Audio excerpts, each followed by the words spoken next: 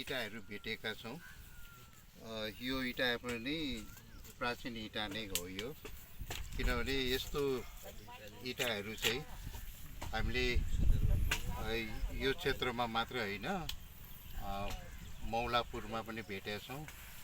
अनि हामीले यो उदयपुरको क्याम्पसमा हामीले उत्खनन गरेका छौँ। मुटगडा भन्ने ठाउँमा पनि हामीले उत्खनन गर्दा यस्तै इँटाहरू भेटेका छौँ।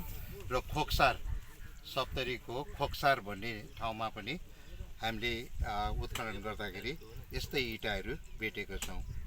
भनेपछि यो यहाँको हाम्रो यो मिथिला सभ्यतामा चाहिँ यस्तो इँटाहरू चाहिँ मिल्दोजुल्दो इँटाहरू चाहिँ हामीले यहाँ भेटेका छौँ।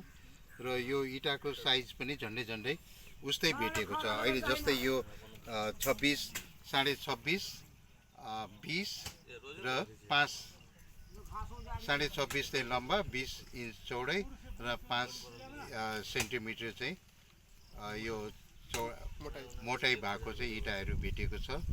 र यो इँटाहरू ज्यादै नै अहिले पनि यो सफा गर्दाखेरि एकदमै चमक आउँछ र बलियो पनि त्यस्तै छ। भनेपछि यो इँटा पनि ज्यादै नै पुरानो हो यहाँको।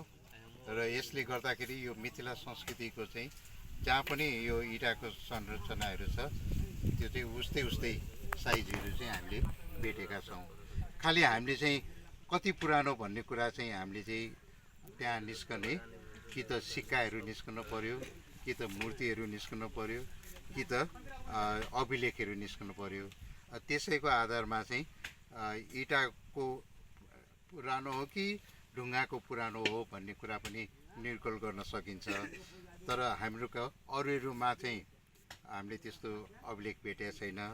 तर यो ठाउँमा चाहिँ हाम्रो अहिले यो मटेश्वरमा चाहिँ यो लिच्छवी शैलीको अक्षर भेटेको हुनाले यो चाहिँ प्राचीन सबभन्दा पुरानो भन्ने कुरामा चाहिँ अब शङ्का रहेन यसमा।